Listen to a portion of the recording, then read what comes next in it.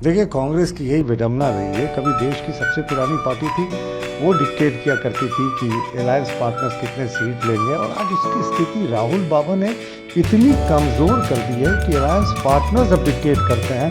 अब तमिलनाडु में इनकी विडंबना देख लीजिए। स्टालिन ने साफ कर दिया, ये उप मुख्यमंत्री पद की मांग कर रहे थे कि ऐसा कोई स्कोप नहीं है। असम में तो झारखंड मुक्ति मोर्चा जैसे दल, जिनका एक भी विधायक नहीं है, वो इनको धमका रहे हैं और गौरव गोगोई को रांची आना पड़ रहा है।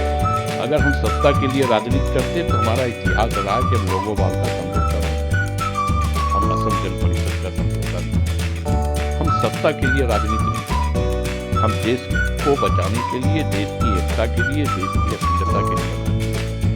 देखिए, कांग्रेस की यही विडंबना रही है। कभी देश की सबसे पुरानी पार्टी थी, वो डिक्टेट किया करती थी कि अलायंस पार्टनर्स कितने सीट लेंगे, और आज उसकी स्थिति राहुल बाबा ने इतनी कमजोर कर दी है कि अलायंस पार्टनर्स अब डिक्टेट करते हैं कि कांग्रेस उनके यहाँ गठबंधन में दूसरे दर्जे की पार्टी रहेगी या तीसरे दर्जे की।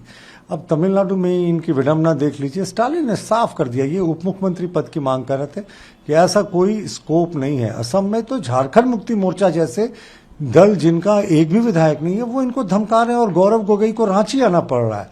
यही स्थिति इनकी केरला में भी है और तमाम राज्यों में है जहां यहाँ चुनाव हो रहे हैं।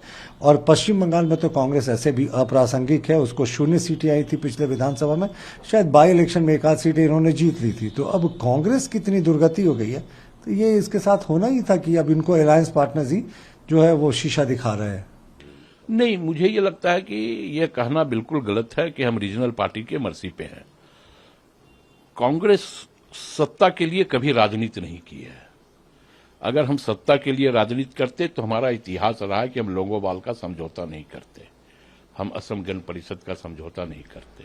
हम सत्ता के लिए राजनीति नहीं करते हैं, हम देश को बचाने के लिए, देश की एकता के लिए, देश की अखंडता के लिए हम राजनीति करते हैं।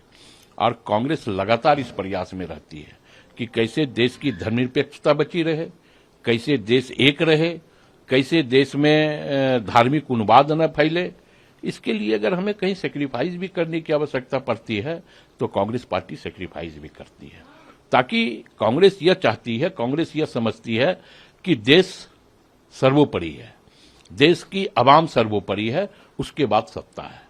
सत्ता हमारे लिए माध्यम हो सकता है कि हम कैसे 140 करोड़ जनता के चेहरे पे मुस्कुराहट लाएं।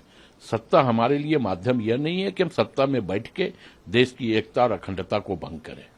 तो हम सेक्रीफाइस कहीं करना पड़ता है जब देश की बात होती है, और हमेशा हमने देश के लिए सेक्रीफाइस किया है। ये तो हमारा इतिहास रहा है। प्रभातखबर.com, विश्वास वही, रफ्तार नहीं।